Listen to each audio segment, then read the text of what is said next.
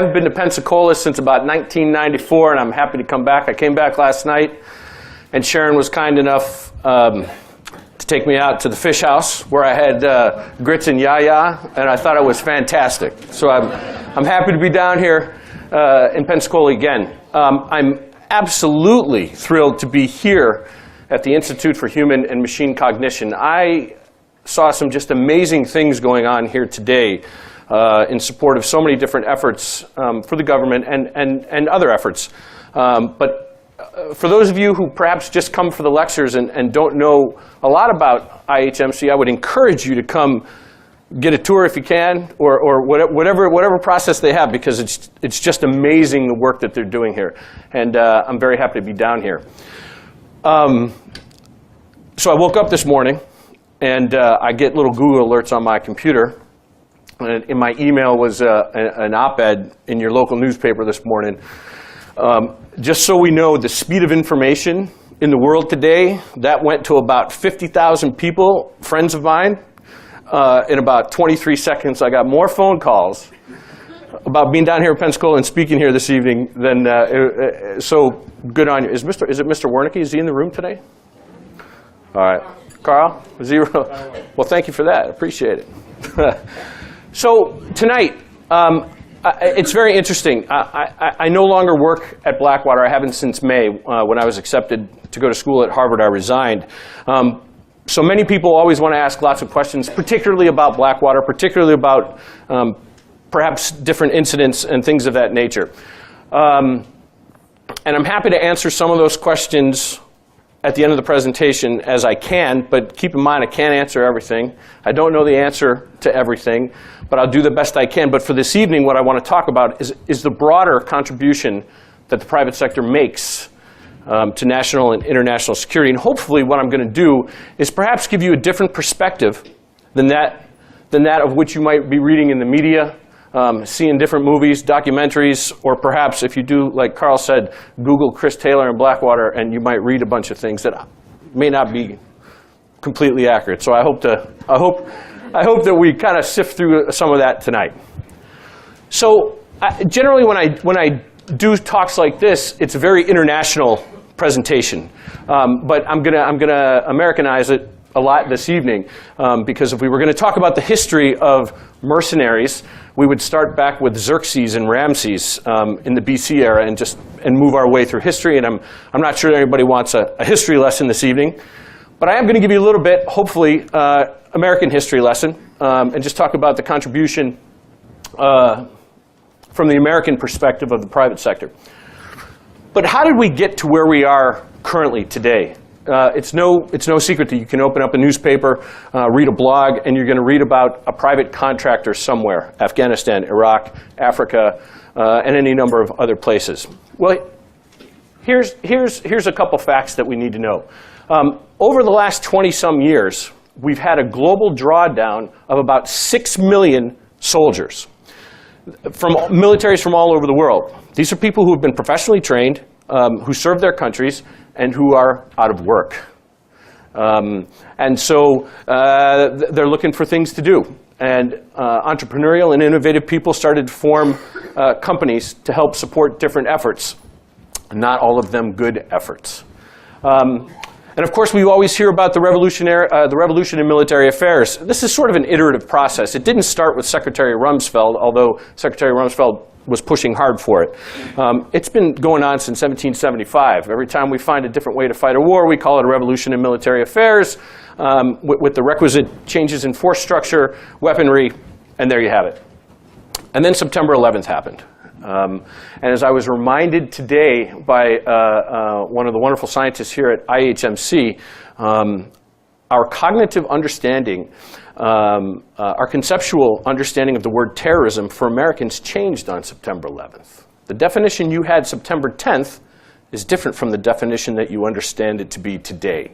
And I think that's very, very, very important when we start to talk about the meta questions about what should America's role be in the world, what are our national values, and how do we take those and formulate good national security and foreign policy. And we'll talk a little bit about that going forward. And then, of course, we just have a different set of circumstances, a different way of waging war today. Third generation warfare, which is brigades moving to fire and maneuvering to the target.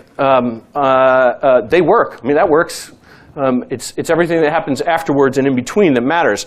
What's referred to fourth generation warfare, where your enemy uses the internet better than you do, where they learn faster than you can adapt, where they spend money in places that you didn't think of first. And it's those sorts of things that creates the gaps that sometimes the private sector is perfectly positioned to fill. Okay, I imagine that there's going to be some questions later on. So if you don't mind, sometimes I'm going to go through some slides that I don't think are absolutely necessary, and we'll drive on so that I can leave enough time for questions. It's interesting, I went to school, as Sharon mentioned. I should mention, Sharon was my classmate at Harvard in 2005 at the Program for Senior Executives in National and International Security. That's where we met. So she's a well-trained national security expert as well here at IHMC. One of my professors at Harvard the other day said, you need to remember that big business was in the United States before big government was. Why? Because when we settled, these were chartered companies that came over. We had to raise our own private security armies. We had to provide for ourselves all across these first settlements and as the colonies were created. And I don't mean to say that it should always be that way. I'm saying that that's how it started. Contractors, the Plymouth Company, the Massachusetts Bay Company, the Virginia Company, all of these were chartered companies by the British Crown to get things started here in the United States, and uniquely, it's the 400th anniversary of the settling in Jamestown this year. They put on a great celebration. It was a lot of fun. This is a Civil War example here where President Lincoln used Alan Pinkerton as basically his intelligence service. We didn't have a strong intelligence service when the Union was fighting the South, and so he went out to private citizens.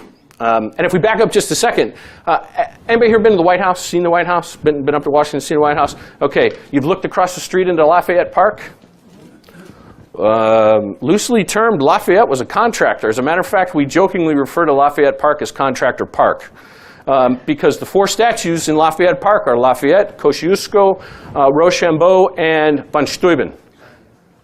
Thank you for the pronunciation. I appreciate that.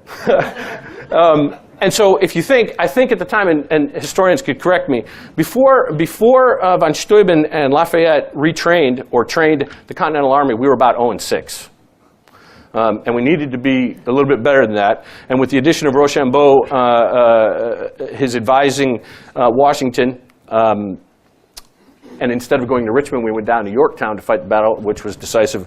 We fared very well. John Paul Jones, who is said to be buried underneath the chapel at the Naval Academy. I'm sure that there are Naval Academy graduates in the classroom. It's said that he's buried there. He was a privateer. He wasn't commissioned.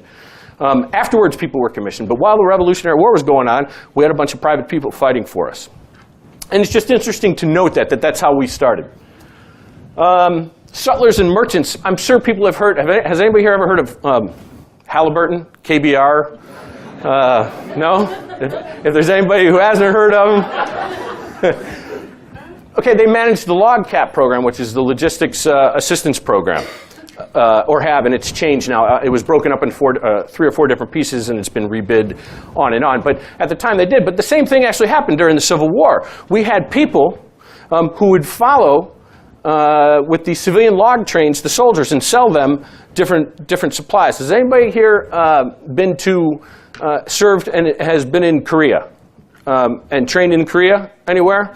And so when they would come around with moon pies and cokes, that was kind of like a Korean log train to service people who were out in the field. It's sort of the same thing that happened in Virginia during the Civil War. It happened a lot. I mean, it keeps going.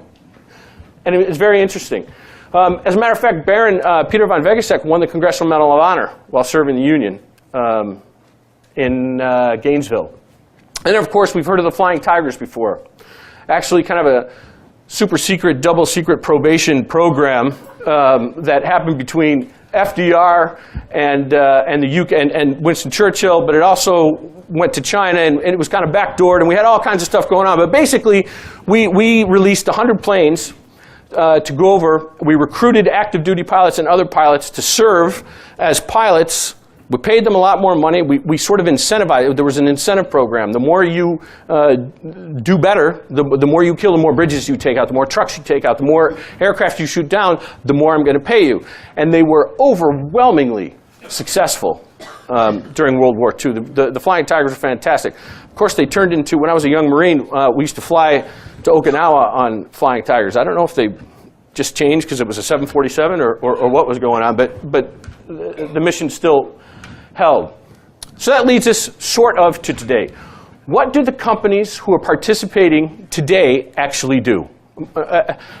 Many of you pick up a paper and you read about companies such as Blackwater, a Triple Canopy, a DynCorp, a SOC SMG. What you read is the private security companies, which are probably about 5% of the entire market, maybe 5%. The rest of the companies do logistics support, medical support, waste disposal, very important in Iraq, I have to tell you.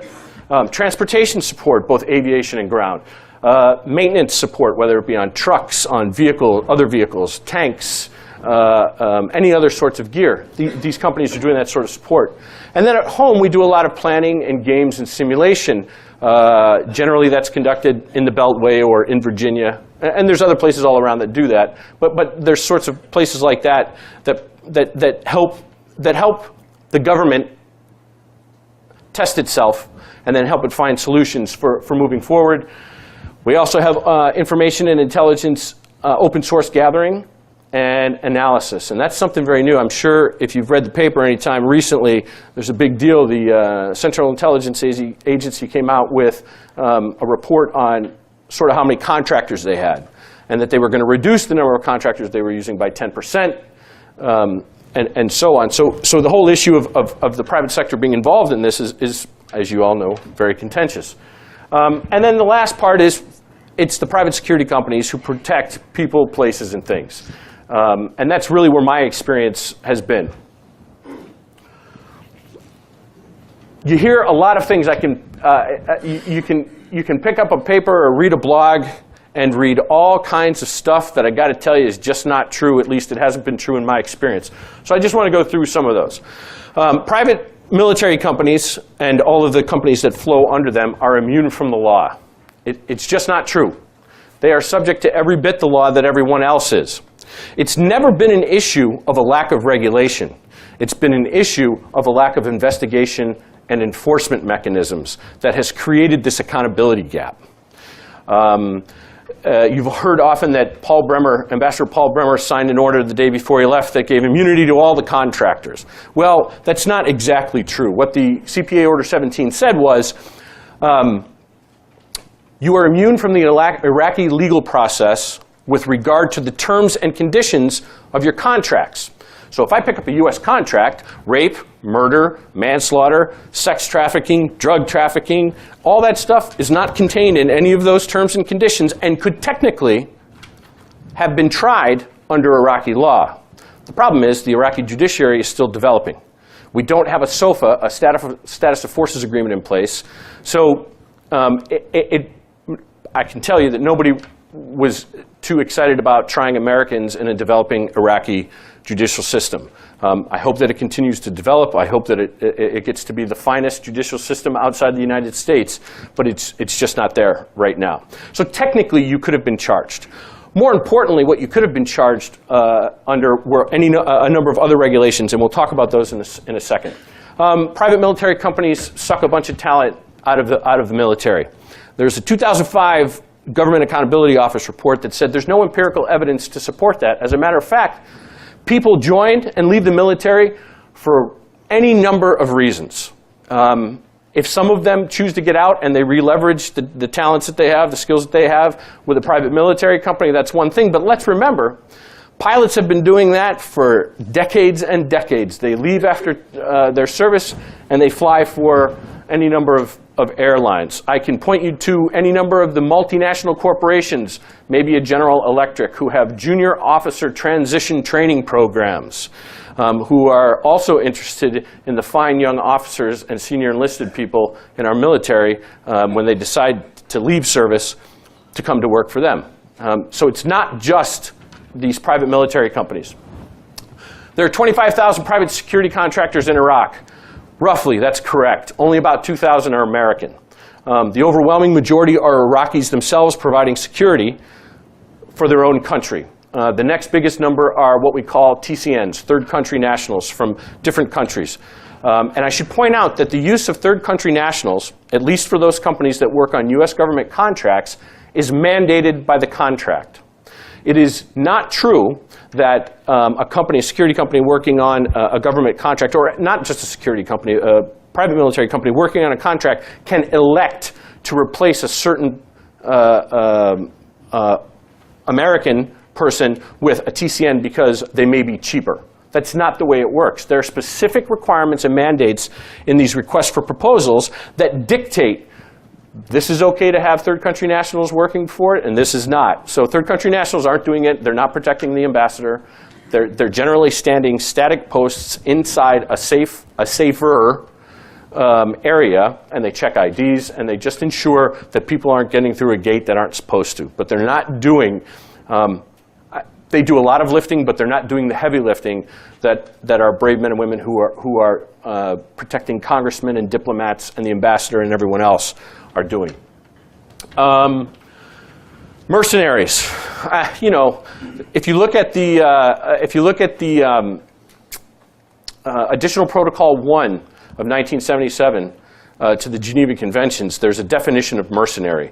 And actually, private security companies, private military companies don't fit that definition very well. I don't have it up here because people tell me they're bored when they have to read the definition, so I took it out of the presentation. But basically what it describes, and this will stir up a little bit of trouble, but that's okay. If you read the definition, it more aptly describes some UN peacekeepers more so than it describes private military companies. And we'll talk about why that's so when we talk about peacekeeping in the future. PMCs gouge the government. Well, I'm sure that there's bad actors out there. As a matter of fact, I know that there's bad actors out there. But I also know that for the Defense Department, the Defense Contract Management Agency, the Defense Contract Audit Agency, the SIGIR office now, and the associated offices in the other federal agencies have very sharp pencils. What they don't have is enough people. What they don't have is deployable assets. If you're going to issue a contract in theater, in country, then you have to have proper management and oversight in country, in theater, to ensure that the service or the goods that you are buying, you're getting.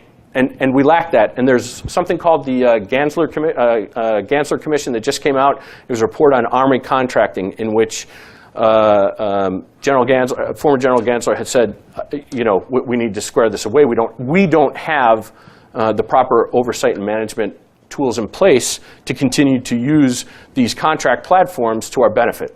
And so, yes, there are people out there, there are vendors out there who take advantage of the system, and we should catch them, and their punishment should be, after due process, should be whatever it is, whatever it's supposed to be. But we just don't have that process in place right now. It needs to grow if we're going to continue using the private sector in such a big way as we are now. And PMCs can hire anybody. Well, sure they can. They can hire anybody they want. And I will tell you, back in 2003, 2004, in Baghdad and the rest of Iraq, yeehaw, it was Cowboy City. There were people all over the place. If you had a resume and a laptop, you could form a company in the trunk of your car, and you could apply for a contract and be granted something, because the overwhelming amount of work that was coming out of the Coalition Provisional Authority was insane. You could go to the CPA website, and there was thousands of contracts being let for security services, for other types of services. We didn't have the right infrastructure in place to manage all that. And then what happened was we let some cowboys in, some bad people in. They stirred up a bunch of trouble. It was applied to everyone. And so now we had the beginnings of this sort of reputational challenge that you read about today. But let me tell you what has to happen for those companies that work on US government contracts. One, all of them are pretty much former military, former law enforcement folks. Their records are screened. DD-214s, for those of you who are formerly in the military, your record of service, honorable discharges. They have NCIC checks, physical fitness tests. For those contracts that require security clearances, and I'll use my former company, Blackwater, as an example, in order to work on that Worldwide Personal Protective Services contract for the State Department, you have to have a secret or top secret clearance. That's not performed by Blackwater, that's performed by the government. So you have all of these wickets that you have to go through, which also include psychological tests by clinical psychologists. And you have all these wickets to go through before you can even deploy somebody somewhere. So there are substantial front-end checks in place. Now that doesn't mean that you don't continue to watch folks when you have them deployed, because what they look like in a benign environment is probably, it could change if they're in a dynamic environment. And so you're always got peer evals and leadership evals while they're deployed. And so that's what happens. And I brought all these things up because I can pick up a paper any time and read none of this. I don't ever see how, you never read about how people are vetted. You don't read about how they're trained. You don't read any of the stuff that actually happens. You just read the big sexy story. And I like big sexy stories too, but I like sometimes truthful big sexy stories. And so here I am. So what really is the debate? I mean, are we privatizing? Are we outsourcing? Are we insourcing? Are we integrating expertise? What is the government doing? And who's telling them to do it? Right? I mean, what are we actually doing? For me, outsourcing and privatization are terms of emotion because they do not accurately describe exactly what's going on. I will use my former company again. The training standard is set by the government. Where they move to and who they take somewhere is set by the government.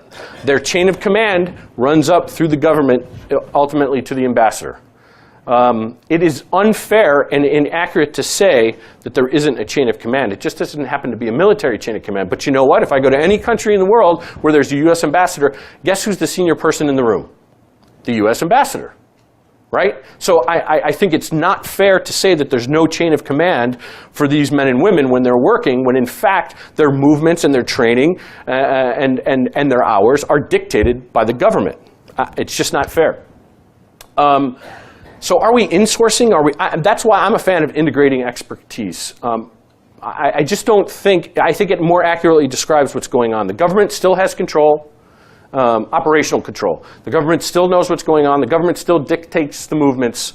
The government still dictates the work. So for me, it's integrating expertise. It's not like the government said, Company A, please go out and provide security for these people. Do it in any way you like. Do it the best way you like. Here's some money. Thank you very much. Okay, that would be privatizing it, where the company had complete control over how it ran its operations. That's just not what happens today. And then, of course, we get to the bigger questions, and there's some other ones later on as well, but what is the role of government in America? Is it to manage process, or is it public process, or is it to manage public value? And it's a tough question, and you're going to get, I would imagine that each one of you would give a different answer, but it's certainly a public policy question that we all struggle with and work toward. There is no blanket answer. Sometimes we want to manage process, particularly where it concerns national security, and sometimes we want to manage value, particularly when it concerns prosperity, economic prosperity. But somehow we have to find a way to manage the total capacity that we have available to us, which includes the private sector, if the United States has a foreign policy that says that's more interventionist than not. And of course, we can argue that whether or not we should be an interventionist country or not. It's again, another political discussion. What should we be doing in the world? What is America's role? And how should we be doing it? Okay, who are these people actually accountable to? What actually, is it just the shareholders? Is it to the country? Well, I will tell you from my personal perspective, and I understand that I am a sample set of one, and do not represent everyone else. I served almost 14 years in the Marine Corps. Everything that I did while I was working at Blackwater, I believe that I was supporting my country. and I believe that I was supporting the national interest every single time. I've never had a discussion otherwise, to tell you the truth. And I've been ridiculed, funnily enough, because of it. We talked about chain of command. I'd like to pose a question to you. Show of hands, please. How many of you think what's going on today in Iraq and Afghanistan is a military mission? A military mission. Okay. How many of you think what's going on in Iraq and Afghanistan today is a diplomatic mission? How many of you think what's going on in Iraq and Afghanistan today is a development mission? You've made my point. Right, we're all of the above. Never in our history have we conducted 3 parallel missions at the same time like this. And I think that it's become a little complex for us to manage. You can agree or disagree, or you could say I'm not going far enough. But I know that this is being recorded, so I don't want to get stomped on too poorly. But I mean, we're doing 3 different things at one time, and it's really been been interesting to listen to the commentary. I'm sure you're aware of the coverage of the State Department employees, senior employees who were upset about going to Baghdad. And they said in any other situation we would have closed that embassy. So what are we doing? And we've made a very complex situation. I think General Petraeus and Ambassador Crocker are doing the best that they can with the guidance that they have, and they have made strides. Those 2 men have done a fantastic job with just a bunch of 2s in their hand. It's rough. They're having a tough day, but they're doing a fantastic job. And I would like to go back to the military again and say this is not a military issue of military failure by not even those young men and women have done everything we've asked them to do and more, and they continue to do it. And we need to find a better way to engage them and take care of them and ensure that what we've asked them to do has a clear goal, has a clear objectives, that they can accomplish it, and they can move on to something else. It's not them. It is not them. More competition is good. Everybody's heard about sole source contracts, no bid contracts. Yes, that is a vehicle that is used by the U.S. government sometimes. I cannot stand here and tell you how much has been issued in no-bid contracts or sole source contracts. I don't know. I do know that my personal opinion is this. If I have a toolbox, but I have a bad tool user, and he swings the hammer poorly, I don't want to throw the hammer away. I want to get a better hammer swinger, right? So that's my opinion. I don't think we should be throwing tools away. And I'm referring to the private sector. We just have to find somebody who knows how to control and wield it a lot better than we have going on today. And the way to do that, the way for the government to ensure it's getting the best buck, or the best bang for its buck, is open and fair competition. And they should do it every time. Every time that they can do it, they should continue to do it. And for the most part, we do that. But there are times when the government has elected to award sole source contracts, and I don't work for them, so I can't speak to why that is. But it is a vehicle that can and should be used as a tool when necessary. We shouldn't just take it away. We should understand, but we should also be able to articulate to you, the taxpayers, to everyone else, why we use this specific vehicle. All right, we talked about all this. These are some of the regulations. I'm certainly not going to go through them, but when we talk about what are people actually accountable to, these are some of the things. Pay particular attention to the Defense Trade Controls Act. There's an office at the State Department called Defense Trade Controls that monitors what's called defense articles and services. That's governed by something called the International Trafficking and Arms Regulations. It's a big list of stuff that you cannot give to other people, sell to other people, talk about to other people, all kinds of things. In order to do it, you have to have a license from the Department of State. In order for any private military company to perform training for a non-U.S. citizen, even if it's one, you have to have a technical assistance agreement. And that technical assistance agreement is granted by the U.S. Department of State. And it's normally, that application for a technical assistance agreement is shipped out or farmed out to whatever relevant office, whether it's at the Department of State or the Department of Defense. It's shipped out there, and they yay or nay it. That input is taken into account at Defense Trade Controls, and it's either approved or not. If it's disapproved, you can't provide that training. Just can't do it. It's a stringent process. And when you talk about that, the stringency of that process versus our need to help build partner nation capacity so we don't have to expend all of our resources, all of our national resources to do different things in the world, it sounds like it makes sense, but the process is very difficult. But I know there's a lot of smart people in Washington working on it, or trying to. The Anti-Torture Statute, the War Crimes Act of 1996, all of these acts, contractors fall under. You don't escape it because you have a contract with the government. Again, I go back to its investigation and enforcement. I'm part of a small group that's running a workshop out of Princeton, which is actually meeting this week, and unfortunately I can't be there, that talks about what should the government do. And one of the things we came up with was this. The Department of, right now, if I was a contractor and I allegedly did something wrong, criminally did something wrong, excuse me, the case should make its way to a U.S. attorney in the United States, either where I live, however that's decided. I don't know. The lawyers in the office or in the room could explain that. What we want to do, what we think is probably a smarter idea, is to have the Department of Justice, which already has what's called a MIJA office, a Military Extraterritorial Jurisdiction Act office, is to have a deployable package for contingency operations so that it includes evidence collection, interviewing capabilities. It can develop a package, and then they can turn that package over to the Department of Justice for decision whether or not to prosecute or not. And that's what we're hoping to do. I think, and this group is made up of people from Congress, academics, legal scholars, and we sort of came to a consensus that said, if the Department of Justice can come up with a solution like that, we'll be good. We'll be in good hands.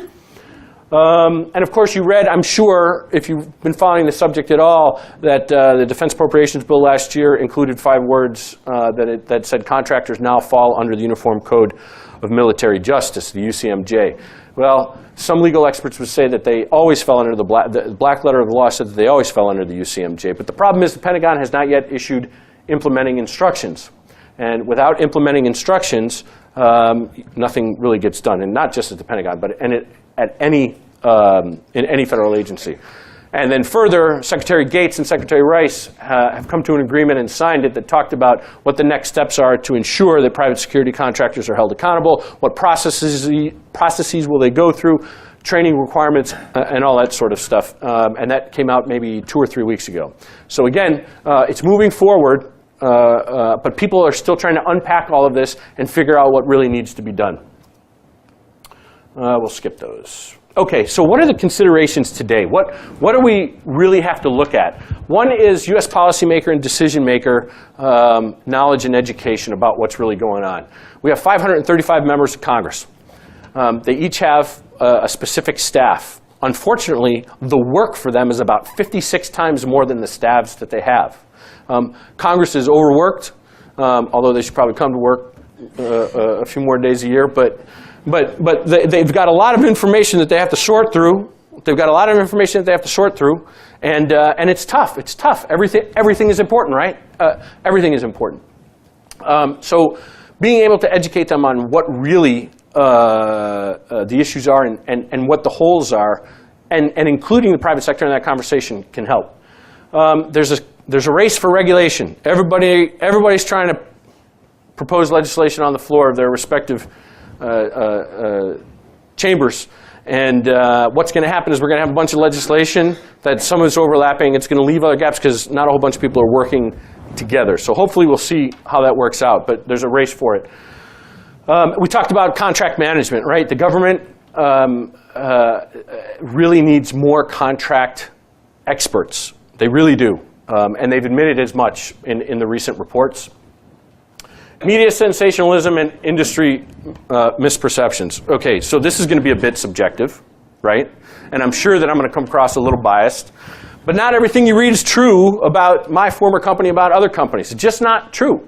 Problem is, we're not having an open and frank discussion about it. Nobody's asking any real questions. We're picking up the paper, we're reading blogs, and we're saying, those greedy, corporate, mercenary, bad people, all of their money, they're making all this money, they're making 50 times more than a soldier. I mean, it just goes on and on and on. And when you start unpacking that and sort of figuring out what the real truth is, people start to say, huh, really? I didn't know that. Now, the idea is how do you virally spread that conversation so that everybody gets it a little bit better and we can have the broader conversation. Rice Bowl issues. We talked about primacy of mission. What do inherently governmental and core function actually mean? We have a tough thing, right? We have an OMB circular, A76, that talks about competition between the private sector and the government for services that should be rendered to the government. Now, it does say that defense services, it says, well, what's the right terminology? Basically, it says that those sorts of services should not be outsourced. But then you're posed with a much greater political question. You're posed with a September 11th. Now what? Now what do we do? And that's one of the issues that they've had. The morality and the ethics involved in the use of force, not just in the use ad bellum sense, the decision to go to war, but the use in bello sense, and that is the conduct of the war, which has been the main focus on private security contractors particularly, is rules of engagement. What are they really allowed to do? What can't they do? Who's accountable?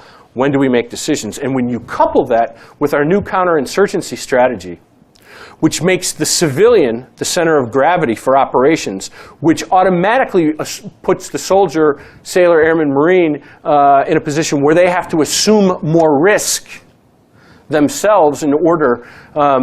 Now what do you do when you have contractually, there's a list of things in my contract that says I have to do A, B, and C, but A, B, and C don't necessarily match up with a change in strategy for everyone else.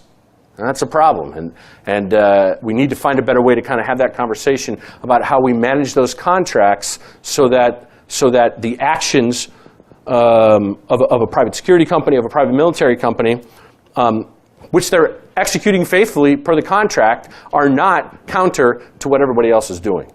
And it's a big deal, and we need to have a long talk about that. Bad actors and degradation of government capability over time. If we just outsourced everything, who in the government would have any expertise to carry on should everybody throw up their hands and say, I don't feel like doing this anymore? It's a fair question. I don't think it's anywhere near to that extreme, but it's a fair question. What capabilities and competencies should government always have reside in itself? And what of those capabilities and competencies, what pieces of those could be outsourced, could be contracted out? And it's a broad discussion that we just haven't had yet. We sort of skipped over all the big discussions and went right to the action.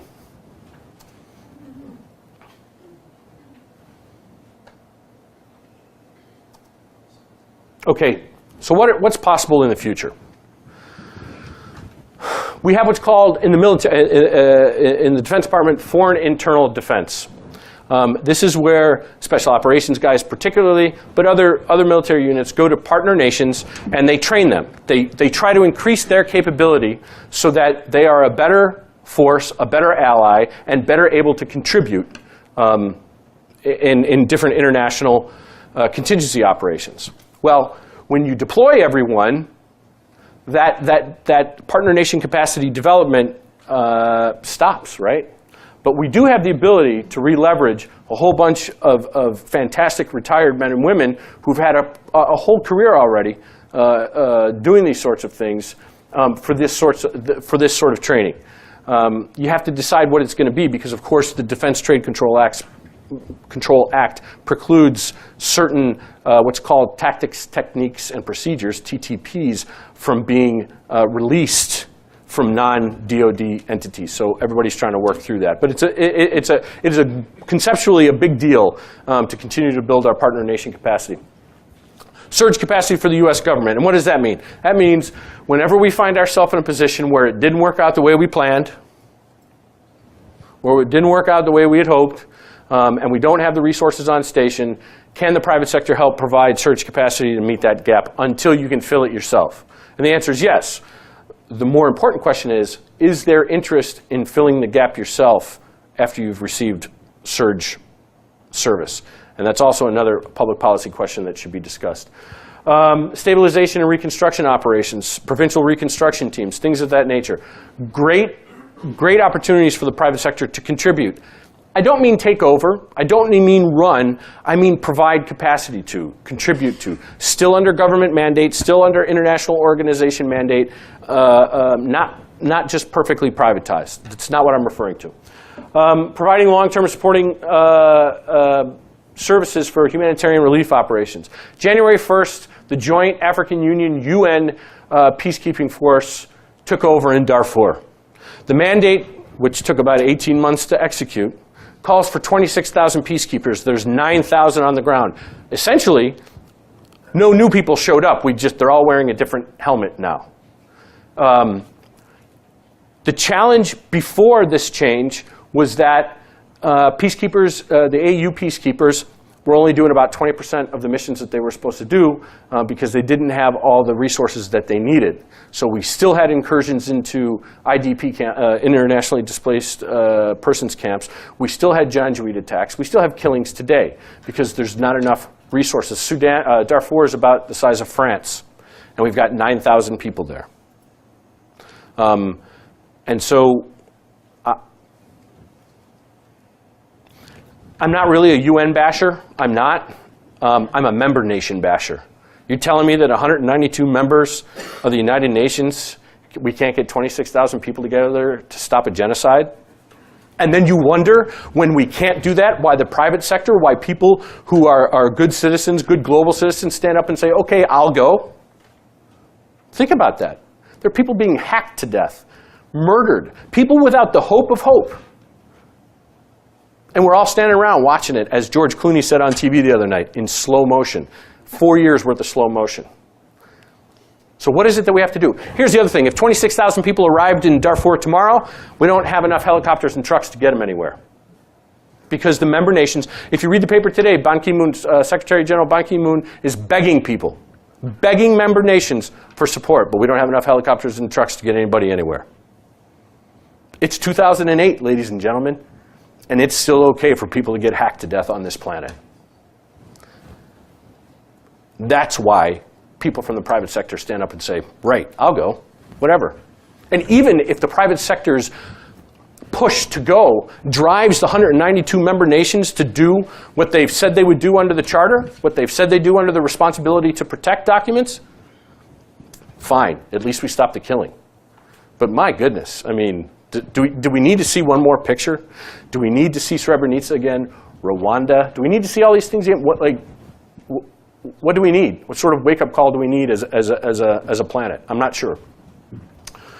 The UN is trying to put together what's called the United Nations Emergency Peace Service, and that would be a standalone, sort of on-call, immediate intervention force. I think the number is for 25,000. But I'm not sure. Right now, it's just sort of a pipe dream, a little bit of a pipe dream. It's not. We can't get enough people to go now. How are we going to get a 25,000 person standing army? And then, of course, port security, shipping security, border security. Huge issue here domestically. And either we're going to put more border agents in place, or we're going to have a virtual border that has better persistent surveillance so we can better allocate resources, or we're going to build like a 3,000-mile fence. I got to tell you, I'm not in favor of the fence necessarily. I think that's a lot of work for people to find a different way to get into the country. I think what we need is a much broader strategy that doesn't have people illegally coming into the country, that doesn't have people needing to come in. It's such a conundrum because we have a Statue of Liberty that says, give me you're tired, you're hungry, you're poor. And at the same time, we're saying, but I got a pretty big fence in the backyard. So we have to sort of figure that out. And I know that it's an important issue here in Florida as well. Okay, we talked about humanitarian support. I just wanted to briefly talk to you 2 seconds about, here's the problem. What we forced the world to do, because Western nations have not been involved in peacekeeping operations, is we forced third world countries to say, I'll go. And they take UN peacekeeping money, and they might put some of it toward their peacekeeping training, but the majority of the people who show up are ill-trained and ill-equipped to perform peacekeeping missions. So 17,000 of them show up somewhere, and we have the same situation 6, 8, 10, 12, 15 months later. It's just this persistent problem that goes on, because the West has, by and large, stayed out of peacekeeping. And so it's become sort of an alternative revenue stream for many third world nations to continue to get money, but to divert that money elsewhere to more pressing needs rather than developing a peacekeeping. Okay, so what to read and watch and do. We're done. A couple slides, sorry. A couple slides. Peter Singer wrote pretty much the most recent, wrote the seminal work on the recent activity of private military companies called Corporate Warriors. She's at the Brookings Institution right now. Deborah Avant wrote Market for Force, which is probably the seminal academic work, and it's good.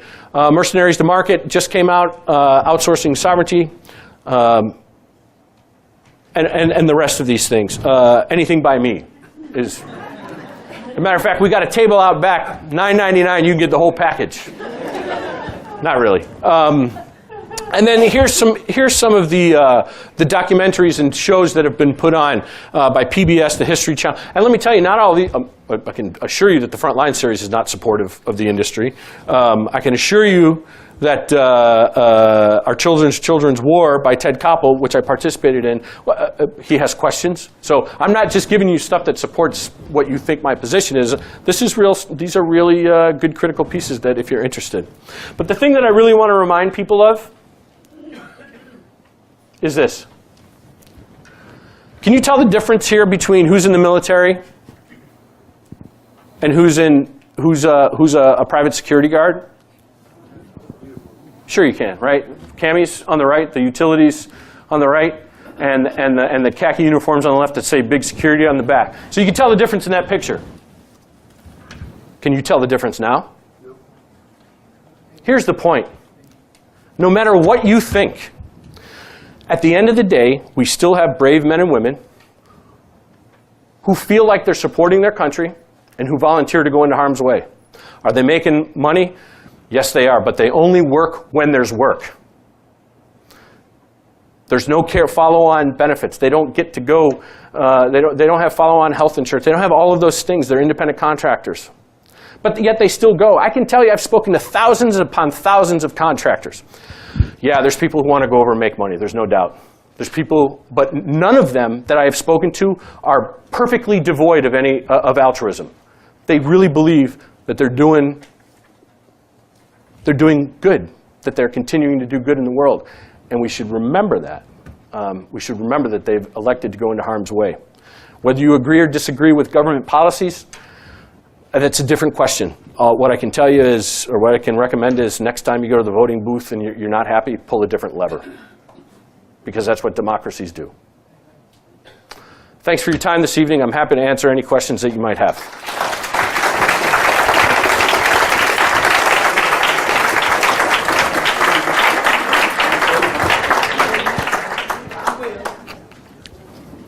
Hi, how are you?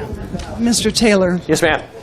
I have no doubt about your goodness and decency and that you believe in everything you say here. As a former professor, someone who dealt with philosophy and morality, and you yourself mentioned that these are the underlying issues that we haven't addressed here, so that many of your points stand alone without that philosophical undergirding which they require, okay? Mm-hmm. And in the United States, we have civilians in charge of our military and in charge of the defense. And I realize that oversight has been loose of late.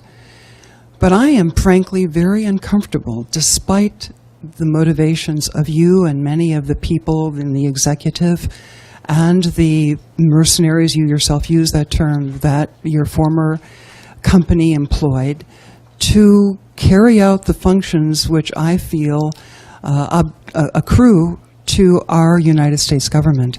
You mentioned before the uncertainty regarding our congresspersons, that they're not sure and you can fill them in.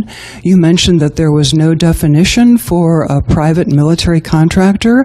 Wow, that's pretty serious omission not to have that, huh?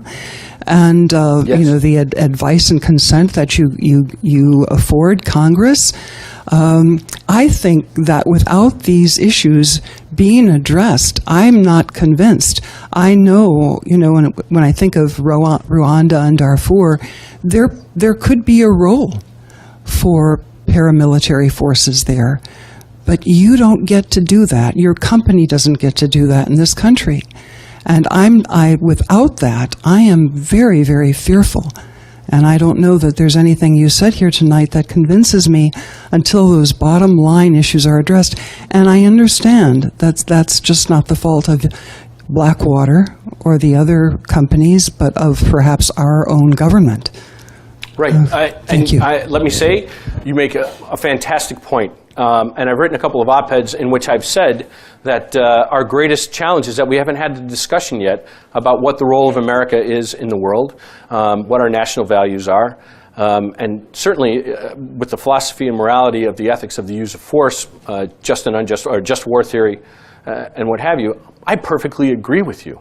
I absolutely agree with you. That conversation needs to be had, and you're right. It's wrong that it has not been had. And when it has been had, it's been encased in striking a pose and gotcha politics that gets none of us anywhere. So what I would recommend is that if I can make a suggestion, is if you feel this strongly, and I believe that you do, I don't know who the congressman is here or who the senators are here, but you know what? Get them on, call them, write them, get them on board. Start the discussion, because I'll go back to what I said. That's what democracies do. If you're unhappy with the way the government's being run, then you have a voice to do it. I would point out, though, you have a free voice that so many other people in the world don't have. And that is one of the motivations for what I do. So thank you for your comment. I absolutely agree with you, ma'am. Sure, absolutely, sir. I'm Harold Loesch. I'm retired from the United Nations. I have a couple of double-barrel questions about Blackwater. Blackwater was a rather small outfit not too many years ago, and now it's a multi-billion-dollar outfit. And they have the reputation of shooting first and asking questions later. The worst thing I've heard of them was after a New Year's party, some Blackwater person was returning from a party and shot and killed a guard for a vice president. The Iraq threatened to try him, and Blackwater got him out of the country before. Why can Blackwater get by with things like that? Second, Blackwater seems, and people like that seems to be fighting the war instead of the soldiers now. Well, thanks for your question. I should point out first, I don't work for Blackwater anymore, and I don't speak for Blackwater anymore. Okay, and that's important for us to remember. Here's the crux of everything. It goes back to first of all, nobody should be free of the judicial system to be held accountable for committing a crime. No one. But I have to go back to the challenge that is, we don't have the government. A private company can't enforce the law on criminal activity. It has to be the government. That is the government's role. We need better investigation and enforcement in country, so that when things do happen, at the very least they can be investigated. At the very least you can decide whether or not we should pursue this or not. And that's just not happened. And I can tell you that we work on it constantly. I have this conversation all the time about what's missing. And that's why I referenced the Princeton group at the Law and Public Affairs Research Center up there, which is precisely the problem that we're trying to fill in. So I can't answer your specific question with regard to that. There aren't private security contractors. There is no war fighting going on by private security contractors. There just isn't. I know it's popular. I know we read it in the paper all the time, and it makes stories a little more spicy and sexy, but that's not what's happening. The mandate is defensive. They don't go out and plan missions. They don't go out and attack people. They do not war fight. The fairer question is, and I believe it's a fair public policy question, is if there is this much violence going on, should we have the private sector involved, or should the military have already assuaged much of the violence before we bring? And that's a fairer question. But there is no war fighting going on by the private sector. I promise you, they're not fighting. They're not war fighting. They just aren't. There is no offensive activity going on. They're just not doing it. Thank you, sir, for the question.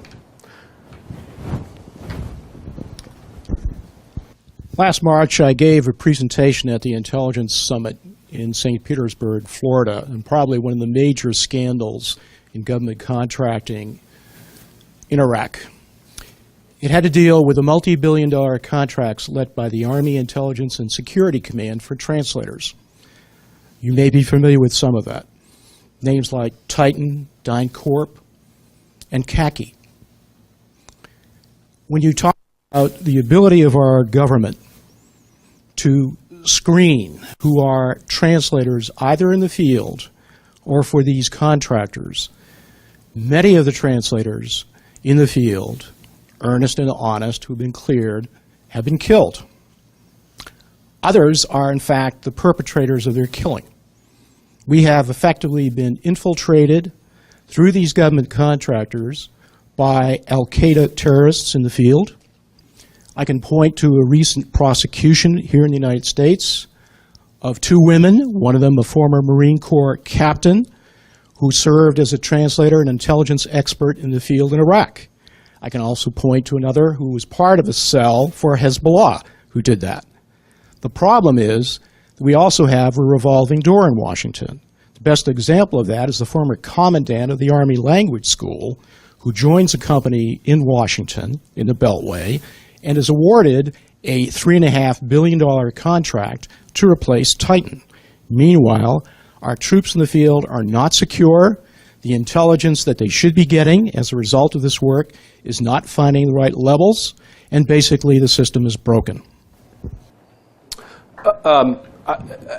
Clap if you want. If somebody wanted to clap, that's fine. That's good. No, seriously. I mean, you should. If people agree with the comment, give me a second to address. You're right. I want to go back to what I've said before again and again. The private sector responds to the demands of the government. It is a public policy decision. If we shouldn't be using interrogators and translators from the private sector, if that's a public policy decision that's made after all of the discussion and debate and dialogue that needs to occur, then we don't do it. I mean, the problem is, and I want to keep driving this home, there has not been an open and frank discussion about what's really going on. The more you play gotcha and strike a pose, not you, people in Washington, but the more we play gotcha and strike a pose, the less real information that we have. Bad people should be held accountable. There's just no doubt about it. And I think the intelligence community has a little different challenge itself. So hopefully they're all working on that as well. First of all, Mr. Taylor, I just want to thank you for coming to talk to us. I want to mention two things you said. First, the huge downsizing of military forces, especially after the Cold War, and second, the role of private security companies to fill this gap. Do you think this trend is something that's here to stay, or in your opinion, has there been any movement among decision makers to reverse this trend, to create larger government forces or new government forces within the United States to fill this gap in the meantime? Good question. Sure. There's all kinds of kind of debate going on what we should do. I think, I believe Congress recently approved an additional 29,000 Marines and a large number, 70,000 soldiers. I believe that they've already done that. But I want to impress upon you and others that it's not just about adding more troops. It's about who are we going to be in the world. What should our role be? Is our role to export a baseball cap to everyone in the world? Is our role to promote civil society throughout the world? Is our role regime change? We have to have that. We have to figure that out. And unfortunately, it's a presidential election year right now. So everybody's hunkered down. Nobody's really saying a whole bunch. And when they do say something, it's very sharp and very spicy and sexy. But there's no information behind it yet. And I just don't think we're going to get the discussion that we need to have till after there's a new administration. No matter who wins, that conversation will happen, but it's not going to happen till after. So I don't know if we're going to reverse the trend, but I can assure you, because Senators Jim Webb and Claire McCaskill passed the War Contracting Commission recently, and that's a 2-year commission. And Senator Webb is is a good man and has served this country for a long time. And I can't imagine that he and Senator McCaskill and the rest of the commission aren't going to look at every single aspect of contingency contracting in the United States. I would imagine there's going to be an awful lot of people asking and answering an awful lot of questions. In the back, we get a couple folks in the back who are raising their hand. I'm wondering about the various jobs that we ask these people to do. It seems a lot of them should be done by our military. An example is the Marines are responsible for protecting our embassies, and yet we're using contractors to transport the people around. Should the Marines be doing this work? One, you're true that the Marines do protect the embassies, but the Marine Corps mandate for embassies around the world is for the Chancery building. It is not for diplomatic security support. We have what's called Diplomatic Security Service at the Department of State. The Diplomatic Security Service agents are the ones who actually provide the close protection for ambassadors and other visiting dignitaries. It's not the Marine Corps. The Marine Corps' responsibility is for the Chancery buildings at embassies particularly. So traditionally, it hasn't been a role that the Marine Corps or other military forces have actually been performing. It has been a role for the Diplomatic Security Service. I'm sorry, sir? It might have been a natural extension. I would probably say the Marine Corps, the smallest force would tell you. As a matter of fact, a good friend of mine up at Harvard is a battalion commander, Silver Star winner and 2 Purple Hearts, who said, positively, absolutely, I do not want my Marines doing that sort of work. They're war fighters. I want them fighting a war. They shouldn't be escorting people around. And that's one opinion. I mean, certainly. But again, that's traditionally not the role that they have fulfilled. Sir? Yeah, you've been talking international mostly, and I'd like to bring this home in a way. I'm very much concerned about how you would go about encouraging collaboration between private industry, businesses, and the government. And my reason for that is we all know about hurricanes and possibility of terrorism, but we haven't really addressed some of those issues of how to get the collaboration that we need between the government and private industry. It's a great question. It's a broad one, so let me try and narrow in a little bit. When Hurricane Katrina hit, there was quite a bit of private sector participation. As a matter of fact, I was sitting in a classroom with Sharon at Harvard the day that Katrina hit, and that was, I think, our last day of class before we left. And the private sector played a pretty significant role down in Katrina. The question, I mean, the problem is enormous. It's easy to blame the president. It's easy to blame FEMA. You can work your way down to the governors. You can work your way down to the mayors. You can work your way down to. In my opinion, we still may be. While there's lots of things that we can correct right away, we still may be too close to kind of see really what happened and why there was such a failure. 3 of our classmates were adjutants general of surrounding states of Louisiana, and 3 of them had not yet received phone calls when the hurricane hit to pre-stage their troops for assistance. I was shocked. And again, I'll go back to the private sector responds to government needs. If the government has to, generally the conversation starts with the government saying, what goods do you have? What wares do you have? Show me what you got. And there's a big industry day, and we all talk about how great we are and how we can save babies and build schools and hospitals, and everybody. But at the end of the day, it's government's responsibility, first and foremost, for the taxpayer to understand the services that it needs and what it needs to go buy. And business needs to be a much better vendor it also needs to be good vendors as well to make that business-government relationship work properly.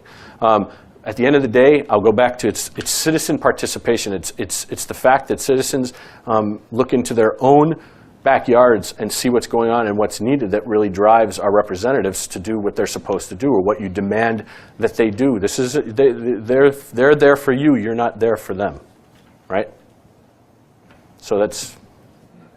We have time for one more question. Sir. Oh, well, I'm sorry. Can we make it 2? Is that all right? Can we make it 2? Because I didn't see this hand over here. I'm sorry. That's all right. Sorry, Ken. I apologize. I just wanted to tell you, Chris, that I appreciate this last slide that you say you can't tell the difference. I just married 2 weeks ago a man who retired from the Army for 26 years and is now working for Dynacorp as a head military pilot, helicopter pilot in Afghanistan. And I especially appreciate this last slide, that it's just as noble what he's doing now than what he did for the Army. Yes, thank you. It is. Lots of noble people doing some good work. Thank you. This gentleman right there. You've described the high qualifications for what we've facetiously called mercenaries. I've read in the papers that the standards for getting into the military, fighting a war, standards have gone down. My question is, wouldn't it be better to have the so-called mercenaries fight the real war because they're better qualified? And here I thought I was going to be one stirring the pot tonight. Absolutely, positively, no. And here's why. Yeah, surprising, huh? Here's why. We have the finest fighting force that's ever been known on this planet. And the reason we have the finest fighting force is because we've put effort into it and because it's an all-volunteer force. And we can do more with people who are committed. You know the story. I'd rather go to war with one lion than 30 sheep. And we've got a bunch of lions running around in uniform for the United States of America.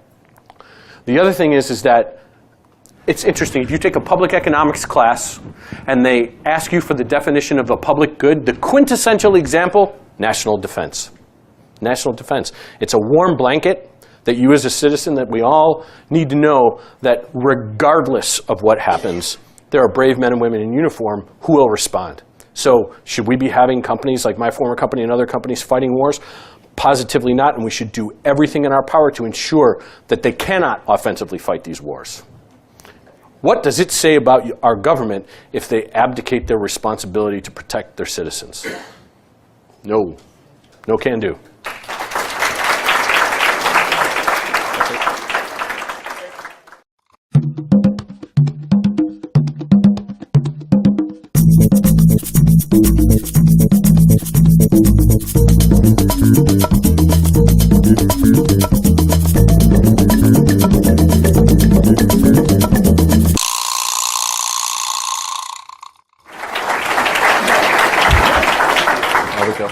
I haven't been to Pensacola since about 1994, and I'm happy to come back. I came back last night, and Sharon was kind enough to take me out to the fish house where I had grits and yaya, and I thought it was fantastic. So I'm happy to be down here in Pensacola again. I'm absolutely thrilled to be here at the Institute for Human and Machine Cognition. I saw some just amazing things going on here today in support of so many different efforts for the government and other efforts. But for those of you who perhaps just come for the lectures and don't know a lot about IHMC, I would encourage you to come get a tour if you can, or whatever process they have, because it's just amazing the work that they're doing here. And I'm very happy to be down here. So I woke up this morning, and I get little Google alerts on my computer. And in my email was an op-ed in your local newspaper this morning. Just so we know the speed of information in the world today, that went to about 50,000 people, friends of mine. In about 23 seconds, I got more phone calls about being down here in Pensacola and speaking here this evening than, so good on you. Is it Mr. Wernicke? Is he in the room today? Security and foreign policy. And we'll talk a little bit about that going forward. And then, of course, we just have a different set of circumstances, a different way of waging war today. Third-generation warfare, which is brigades moving to fire and maneuvering to the target. They work. I mean, that works. It's everything that happens afterwards and in between that matters. What's referred to fourth-generation warfare, where your enemy uses the internet better than you do, where they learn faster than you can adapt, where they spend money in places that you didn't think of first. And it's those sorts of things that creates the gaps that sometimes the private sector is perfectly positioned to fill. Okay, I imagine that there's going to be some questions later on, so if you don't mind, sometimes I'm going to go through some slides that I don't think are absolutely necessary, and we'll drive on so that I can leave enough time for questions. It's interesting, I went to school, as Sharon mentioned. I should mention, Sharon was my classmate at Harvard in 2005 at the Program for Senior Executives in National and International Security. That's where we met. So she's a well-trained national security expert as well here at IHMC. One of my professors at Harvard the other day said, you need to remember that big business was in the United States before big government was. Why? Because when we settled, these were chartered companies that came over. We had to raise our own private security armies. We had to provide for ourselves all across these first settlements and as the colonies were created. And I don't mean to say that it should always be that way. I'm saying that all right. Carl, 0. Well, thank you for that. I appreciate it. So tonight, it's very interesting. I no longer work at Blackwater. I haven't since May. When I was accepted to go to school at Harvard, I resigned. So many people always want to ask lots of questions, particularly about Blackwater, particularly about perhaps different incidents and things of that nature. And I'm happy to answer some of those questions at the end of the presentation as I can, but keep in mind I can't answer everything. I don't know the answer to everything, but I'll do the best I can. But for this evening, what I want to talk about is the broader contribution that the private sector makes to national and international security. And hopefully what I'm going to do is perhaps give you a different perspective than that of which you might be reading in the media, seeing different movies, documentaries, or perhaps if you do, like Carl said, Google Chris Taylor and Blackwater, and you might read a bunch of things that may not be completely accurate. So I hope that we kind of sift through some of that tonight. So generally, when I do talks like this, it's a very international presentation, but I'm gonna Americanize it a lot this evening, because if we were going to talk about the history of mercenaries, we would start back with Xerxes and Ramses in the BC era and move our way through history. And I'm not sure anybody wants a history lesson this evening, but I am going to give you a little bit, hopefully, American history lesson, and just talk about the contribution from the American perspective of the private sector.